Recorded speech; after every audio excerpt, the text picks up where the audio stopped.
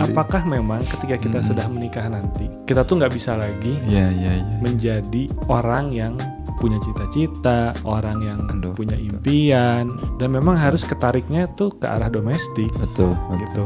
Sebelum nikah, mestinya cita-cita itu udah mulai on progress, sehingga pernikahan itu ngebantu kita untuk elevate, ningkatin. Makanya ketika kita mau terjun ke basah, ke pernikahan, yang harus ditanyakan adalah gini, how far we can go.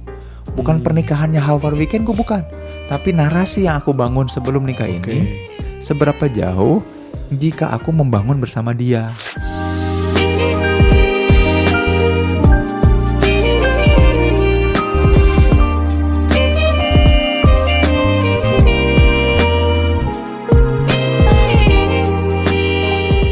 Kang, siap. Mantap, Naon?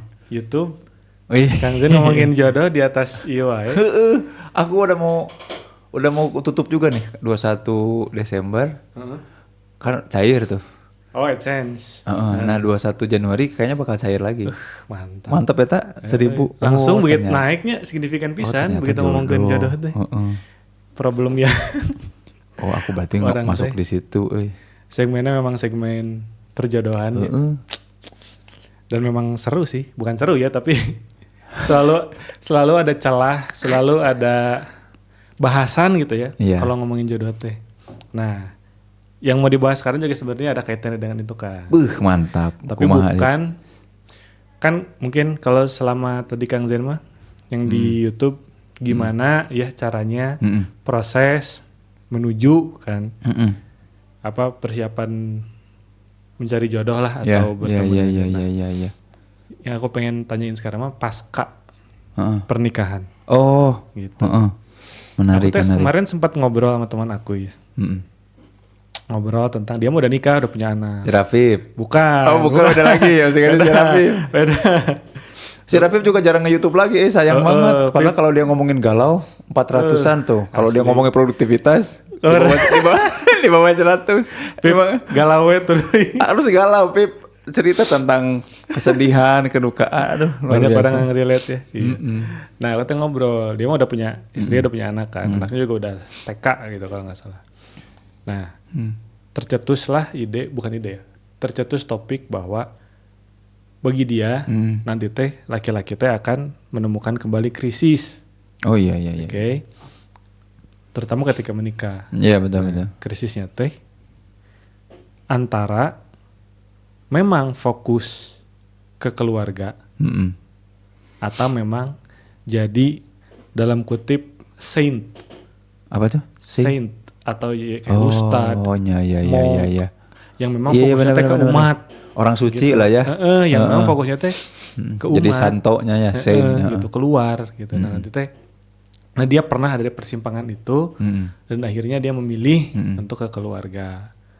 Gitu. Gimana dia gimana tadi? Dia sempat tadi di persimpangan itu.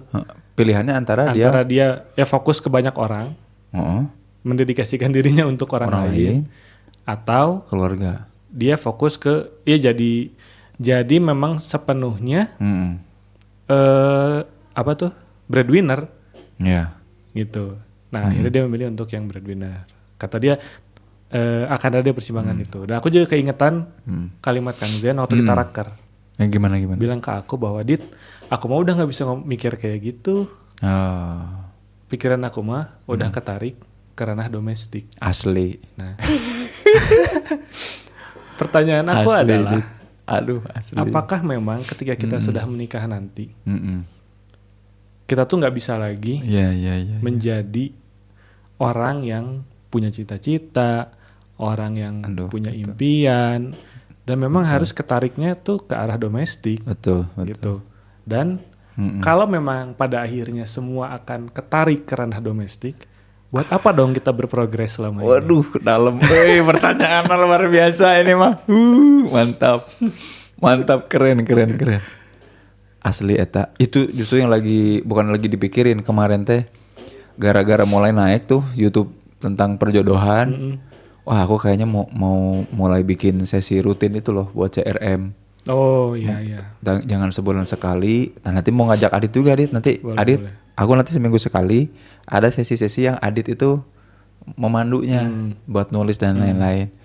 Udah dialatipkan weh kita setiap malam minggu kita ke sana, mumpung audiensnya juga udah ada, mereka semangatnya tinggi. Nah, pas nanti aku ceritain lebih detail di offline. Cuman gini, tidak untuk publik. Tidak untuk publik. Nanti ada yang niru, ada yang tahu ya. Terus gini, pas lagi orat-orat itu bersamaan sama Coki nanya. Coki Isroki teman-teman bisa cari nanti ya orangnya di grup bareng sama Kang El. Yeah. Jadi Coki teh nanya pertanyaan yang menarik, kenapa sih yang nggak punya makna hidupnya, malah hidupnya lurus-lurus dan bahagia, baik-baik aja, nggak pusing gitu. Oke. Sementara orang tadi itu temannya Adit atau aku barangkali, namun persimpangan ya nggak, yang akhirnya kita harus memilih dan seolah-olah harus mengorbankan yang lain. Iya. Orang yang nggak pernah mikir mah kayaknya baik-baik aja hidupnya. Gitu pertanyaannya tuh bagus. Iya. Pertanyaannya bagus. Makanya sebelum aku ngejawab pertanyaan Adit yang luar biasa tadi, aku mau ngasih tahu juga bahwa ada opsi lain teman-teman, yaitu nggak mikir. Kita akan baik-baik aja karena kita akan ikut konstruksi sosial, kita akan konformitas. Kita akan ikut aja apapun yang orang lain lakukan. Orang lain pada beli Sigra ikut nyicil Sigra, orang lain pada punya Scoopy pada nyicil Scoopy atau Beat kayak gitu. Orang-orang pada beli Labubu ikut Labubu. Pokoknya ya nggak usah mikir lah, tinggal ngikut aja. Masalahnya bisa ngikut apa enggak kan? Stresnya tuh bukan persimpangan dan pilihan, tapi stresnya adalah mampu untuk ngikut apa enggak kan?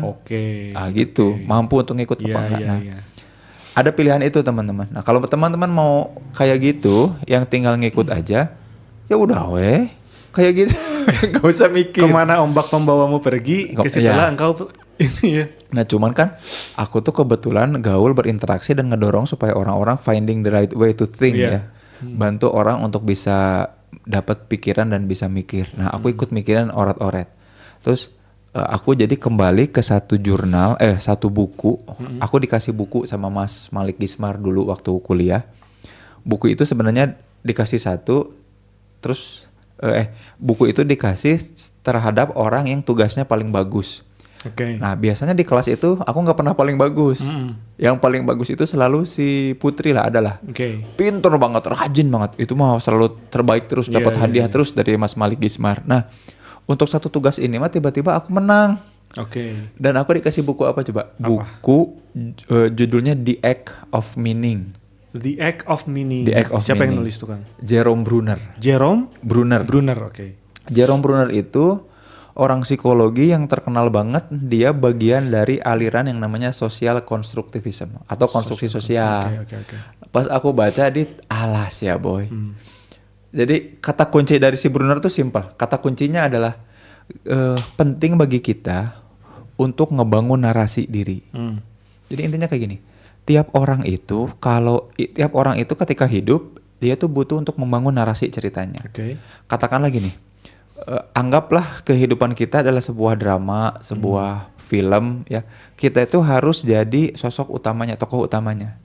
Nah, kita bikin narasi, bikin skrip atas film itu, termasuk mau jadi apa, mau gimana, mau ngapain. Tapi selayaknya skrip film, nah kata Bruner, kita suka lupa satu, menjadikan itu detail. Itu yang penting, satu. Lalu ketika menjalaninya, kita lupa memaknainya. Dan kita lupa bahwa kita bisa punya kendali atas pemaknaan itu. Nah, makanya the act of meaning. Tugas kita adalah ngebangun narasi tuh. Mau kemana, kayak gimana kan gitu ya. Nah, maka kalau pertanyaan Adit, kan Kang Zen, aku ada di persimpangan nih. Punya idealisme yang tinggi, aku udah gak sempat mikir lagi sesuatu yang lebih dari itu. Bukan karena aku kehilangan idealisme, Dit, tapi narasi diri aku udah kebangun. Sehingga keluarga aku mah, jadi aku mikir domestik itu dalam artian adalah aku pengen menspesifikkan narasi ini supaya bisa diikuti sama pemeran-pemeran pendukung. Supporting cast-nya tuh aku ajak untuk nyampe ke goal tertentu. Narasinya ke situ. Aku nggak sempat mikir hal-hal lain di luar itu, di luar narasi yang sudah lama aku bangun. Jadi kalau pertanyaannya, apakah berarti cita-cita kita akan hilang ketika kita menikah? Nah, justru pertanyaannya gini, sebelum menikah, mestinya narasi itu ada. Oke. Sebelum nikah, mestinya cita-cita itu udah mulai on progress, sehingga pernikahan itu ngebantu kita untuk elevate, ningkatin. Makanya kalau balik lagi ke Raker, kalau Adit nyimak pemaparannya Momom, ya istri aku soal proposal cintanya, program 2025-nya, karena memang sedari awal dia mah nggak kebangun narasinya. Jadi sebelum nikah teh ya kan aku nggak bukan pacaran ya, jadi kan aku nggak nanya, kamu punya cita-cita apa kan gitu ya. Jadi selama membangun pernikahan sekarang 12 tahun teh, ternyata si Momom ya istri aku mah belum punya itu teh. Narasi diri teh. Narasi diri itu, makanya aku ajak. Nah sekarang aku mah narasinya gini, terus dia bilang aku mah ikut aja. Mungkin itu yang terjadi. Ikut, selamatkan aku. Nah, bayangin teman-teman, kalau kita nikah sama orang yang narasi dirinya tuh udah kebangun, enak kita tinggal jadi supporting cast dan minta bantuan dia untuk ngebangunin narasi aku yang sejalur sama dia kan gitu ya. Enak banget itu mah. Lebih enak lagi kalau teman-teman punya narasi diri yang kemudian align atau sejalan, bukan sama, tapi align atau sejalan sama pasangannya. Itu melesatnya bareng cepet. Okay. Nah ini yang makanya kenapa aku jadi concern ngomongin jodoh. Orang teh salah paham kan, jodoh jalur pencarian. Terus nyarinya juga penuh kerandoman, nyari-nyari kesamaan. Ada komen bagus di YouTube aku tuh bilang kayak gini. Di teori telekomunikasi, justru di teori telekomunikasi katanya satu frekuensi itu nggak bagus justru. Satu frekuensi itu nggak bagus. Yang bagus itu harmonius katanya, harmoni. Ada berbagai frekuensi yang bagus. Nanti kalau nggak merusak telekomunikasi katanya. Nah cuman arahnya kan tetap harus sama, harus harmoni, harus ke tempat yang sama. Nah itu yang kemudian penting. Nah balik lagi ke pertanyaan tadi. Aku akhirnya bilang gini, bilang gitu. Itu dalam arti gini, aku nggak bisa mikir dan berinovasi di luar dari narasi aku. Contoh misalnya gini. Narasi aku adalah Indonesia yang sehat mental. Indonesia yang sehat mental ini butuh authority lewat politik, butuh scientific lewat akademis, dan butuh monetisasi cuan lewat entrepreneurship. Inovasi aku ya seputar itu aja, seputar kesehatan mental. Nggak bisa tiba-tiba misalkan diajak, gimana dengan sustainability environment? Aduh, aku nggak kepikiran. Aku nggak sempat punya idealisme soal itu. Gimana soal pemilahan sampah atau the law of small numbers? Gimana caranya supaya bangsa ini tuh bisa turun, misalkan pajaknya, penghasilan rakyatnya naik? Aku udah nggak punya ide lagi soal itu. Makanya domestifikasinya tuh bukan ke rumah tangga aku mah, tapi domestiknya tuh keluarga aku, dan aku lagi ada di isu yang spesifik itu, kesehatan mental. Nggak bisa kemana-mana. Jadi naikin ke keluarga, ke bahtera yang memang mengarahkan ke situ. Bisa. Cocok bahasanya, betul. Bahtera itu yang aku arungi itu. Bahtera rumah tangga gitunya. Arahnya ke situ. Aku nakodanya ke arah ke situ. Nah, istri aku, anak-anak aku lagi aku arahkan ke sana sampai di titik di mana mereka atau si anak tuh nemu. Pah, kayaknya aku harusnya ke sini. I can create stream, bukan waves. Jadi aku nggak mau anak-anak aku tuh riding the waves. Mereka harus creating stream. Arus yang lebih stabil, jelas arahnya. Siapapun yang masuk ke situ, otomatis ngarah ke situ juga. Bukan wave, bukan gelombang-gelombang riak-riak kecil. Nah itu sebenarnya yang harus kita gali tuh. Act of meaning Brunner tuh jadi inspirasi tuh. Sekarang kayak gitu. Oke. Tapi kan kalau memang misalnya gitu, misalnya dari awal sudah punya narasi, gitu ya, kemudian dijalin, diikat lah ke dalam pernikahan, gitu ya. Terus menjalani. Apakah kemudian pasti akan resource akan terbagi kan? Resource untuk memikirkan narasi dan resource untuk hidup di kehidupan sehari-hari, itu bisa. gitu. Nah. Masalahnya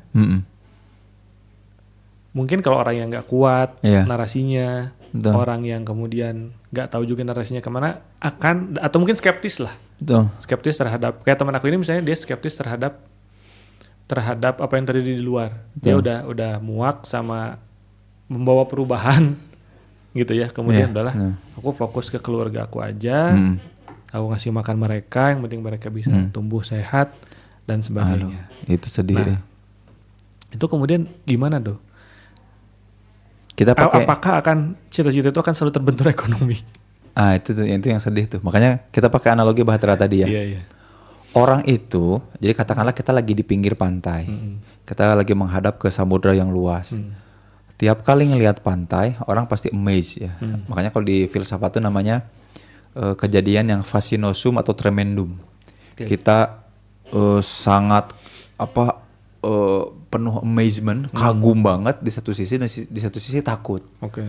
Orang jadinya nggak sabar. Jadi tiap kali lihat pantai, orang tuh nggak sabar pengen buru-buru lari, menikmati kaki dibenamkan ke pasir, lalu kemudian nyebur, kan kayak gitu ya. Iya. Dan orang kebanyakan nggak sabar untuk itu, Dit.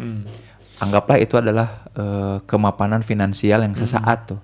Orang kebanyakan nyebur di situ. Idealisme itu bikin kita ngelihat tuh si samudra, terus how far we can go, kan gitu ya. Mestinya gitu, bukan udahlah jangan how far we can go, jangan sok-sok idealis, udah aja nyebur dulu, jalani aja. Coba lihat orang-orang yang turun ke pinggir pantai, mereka mencoba berenang, seberapa jauh, kedorong lagi ombak. Sejauh apapun mereka sanggup berenang dengan tangannya, akan didorong lagi oleh ombak untuk kembali ke daratan. Mereka nggak pernah jadi apa-apa dan siapa-siapa. Nah, ada orang-orang yang melihat idealisme itu terus nanya how far we can go, terus mereka ya udahlah aku mulai nyicil nih. Ngebangun apa? Ngebangun dulu fondasi-fondasi sebelum nyebur. Anggaplah nyeburnya itu basah, itu adalah pernikahan. Sebelum nyebur ada orang-orang yang sibuk untuk mengaktifkan dirinya, mengaktifasi fitur-fitur dirinya untuk apa? Bikin-bikin itu tuh. Mulai bikin kebiasaan ngebangun bahtera, sekoci dulu. Kayaknya kalau sekoci doang aku kayaknya kurang jauh deh. Yuk bikin dulu sampai jadi kapal laut. Lalu how far we can go, kan orang lagi sibuk dikucuplak-kucuplak di pinggir tuh. Nah, trying to survive. Nah, itu dia. Makanya yang menyedihkan tuh kalau gini.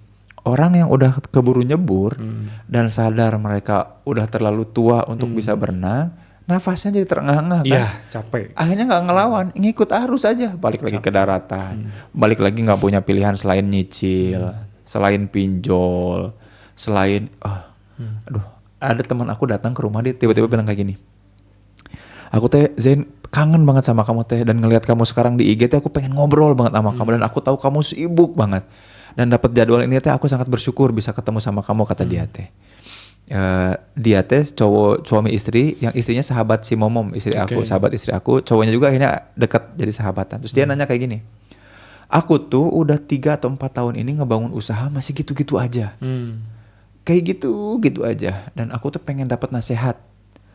Gitu-gitu aja tuh kayak gimana? Ya enggak. Nah, dia gak punya pilihan. Nah, sampai di titik kemarin gini.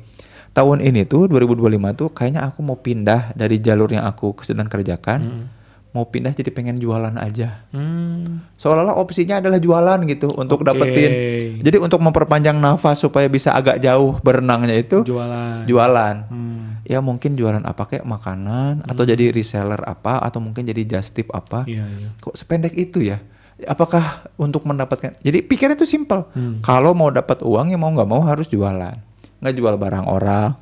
Daripada ngejual barang sendiri di rumah kan di tengah bangkrut berarti. Ngejual barang orang. Nah, sedih di situ. Kenapa coba?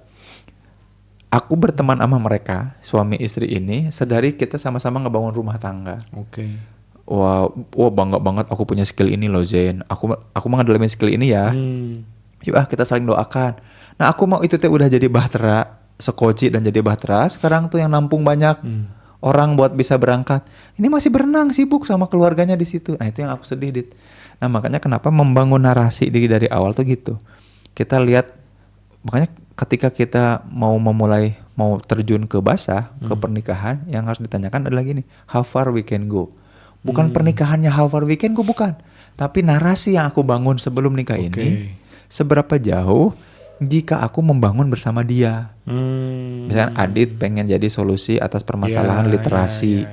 Nanti kemudian katakanlah menikah dengan orang yang ternyata Gak suka baca. Aduh, keciplak sendiri. Tapi kan menarik, ini mah contoh. Adit punya, ini mah contoh ya Dit ya? Contoh. Adit kemudian punya visi adalah pengen meningkatkan literasi bangsa. Pengen jadi solusi literasi orang-orang di Indonesia. Terus nikah sama alumni sarjana perpustakaan lah katakanlah. Aduh. Yang kemudian 4 tahun kuliahnya adalah literasi, literasi kan gitu ya. Terus kemudian diajaklah dia yang kemudian juga dengan literasi itu ke arah sana. Nggak terlepas dia punya atau nggak narasi dirinya. Kan bisa ketahuan tuh how far we can go-nya tuh bisa. Si Bahtera yang tadinya aku bilang, ini aku cuma punya sekoci. Loh, aku punya kayunya lebih banyak. Ayo kita bangun lagi. Oh, jangan kayu, ini besi. Kita punya mesinnya, turbonya. Wah, kita jadi lebih jauh. Nah, buat teman-teman yang sekarang lagi mau membangun rumah tangga, kata-katanya juga membangun rumah tangga ya. Mana buku membangun rumah tangga? Belakang. Nah, ini dia. Masih diplastikin. Masih diplastikin. Teman-teman harus punya buku ini karena mindsetnya ada di sini. Supaya kita berkeluarga teh ngebangun rumah tangga, bukan sekedar selebrasi cinta dan kucuplak-kucuplak berenang di air kayak gitu Dit. Sejauh itu. Tapi apakah mungkin orang yang kucuplak-kucuplak itu dia di tengah badainya menemukan papan kayu yang terombang-ambing. Itu dia. Kemudian dia itu mah Allah Maha tahu ya. Bisa nggak? Bisa banget. Bisa nggak? Terombang-ambing. Dia terombang-ambing atau dia terdorong bukan angin darat tapi angin laut. Yang kemudian nganterin dia makin ke tengah. Di tengah juga bukan berarti dia terdampar dan juga tidak bahagia. Dia kemudian dapat apa atau ditampung diangkat sama sebuah kapal pesiar. Bisa jadi kayak gitu. Makanya ada orang-orang yang kemudian how far we can go-nya nebeng sama perusahaan yang besar kayak gitu, nebeng sama nama besar seseorang. Ada juga ya orang-orang yang kayak gitu dan tapi kan itu kita bisa punya pilihan itu nggak? Itu kan kebetulan semua. Kalau hipotesis mah dia hak nol lah, bukan hipotesis utama yang diajukan. Chance-nya bisa kita create nggak nih? Nah itu yang susah kalau itu mah, karena kebetulan kan jalani itu, prinsipnya kan jalani dulu, taunya balik lagi keburu tua. Berarti narasi diri dan keluarga itu sebenarnya meskipun di tengah badai masih bisa dibangun ya. Masih bisa dibangun. Salah satu caranya dengan revamp mungkin Kang ya. Ya di revamp. Gimana revamp teh? Makanya ini terutama yang udah kalau yang belum nikah mah enaknya ngasih saran itu bangun dulu kapasitas. Nanti nonton YouTube aku ya yang ngomongin soal langkah 1, langkah 2. Tapi kalau yang udah nikah sebenarnya ada 6 masalah nih. Aku udah nemu kemarin udah analisis namanya Samara. S-nya apa? Itu tuh 6 masalah yang terjadi pada orang-orang dalam pernikahan. Cuman untuk bisa mengatasi itu si Samara ini, kasus Samara ini, maka dia perlu apa? Perlu nge-revamp value sama keluarganya.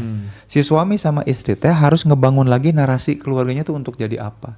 Kalau narasi itu belum terbangun, ya mereka tidak akan pernah ngebuat sekoci. Kasihan anak-anaknya yang terombang-ambing sama nanti wave. Ada Korean wave, boy band, girl band wave, labubu wave, game wave. Wah, itu yang ngeri banget. Nah, mudah-mudahan anak-anak kita mah terselamatkan karena ngelihat orang tuanya lagi sibuk untuk nyampe mewujudkan narasinya, jadi anak-anaknya ikut bantu kayak gitu. Dan di Sintesa nanti bakal ada ya kelasnya revamp value pernikahan. Jadi teman-teman yang sudah menikah tapi tadi kayaknya kok pernikahannya gini-gini aja ya dan gak jelas arahnya. Nah, yuk ikutan revamp value pernikahan di Sintesa Wellness Center. Kapan Kang? Di 15 Februari insya Allah. 15 sih? 15 Februari 2025. Langsung aja klik di deskripsi. Oke. Nah, masih bisa. Sebenarnya pertanyaan itu teh datang dari keresahan aku juga sih Kang. Di awal itu ya. Aku masih bisa nggak ya? Kemudian setelah menikah tidak begitu bukan tidak harus, namanya tanggung jawab, ada harus ya. Kan dan gimana caranya supaya idealisme ada tapi domestik aman. Nah kayak gitu. Sebenarnya itu berangkat dari itu bisa nggak ya, nggak ya. Dan itu juga menjadi salah satu hal yang menghambat. Betul. Aku kayaknya sempat mikir kayaknya nggak usah nikah juga bisa deh gitu kan. Itu dia itu betul setuju. Sempat ada pikiran kayak itu kayaknya nggak usah nikah juga bisa deh. Aku bisa lebih melesat dan nggak perlu mikirin hal kayak gitu. Tapi ternyata kalau memang sistemnya gitu, menikah itu justru kalau memang benar punya narasi diri dan juga calon pasangannya dia align dan kita tuh malah jadi booster ya. Banget. Support system yang luar biasa. Banget. Ya. Bahteranya tuh beneran dibangun. Makanya tadi kekhawatiran itu bukan cuma terjadi di Adit, tapi kebanyakan orang yang memang negaranya udah well established.